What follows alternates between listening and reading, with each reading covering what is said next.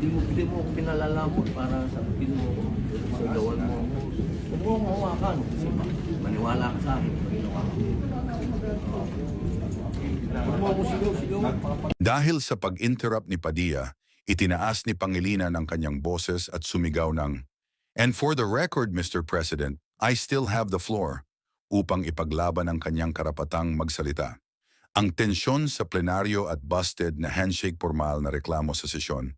Agad na nagreklamo si Padilla sa namumunong si Senate President pro tempore Loren Legarda.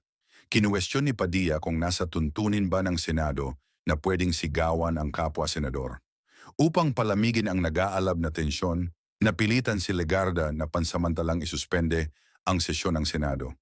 Sa kalagitnaan ng break, lumapit si Pangilinan kay Padilla upang makipagkamay, handshake, bilang senyales ng kapayapaan. Ngunit tinanggihan at hindi ito tinanggap ni Padilla.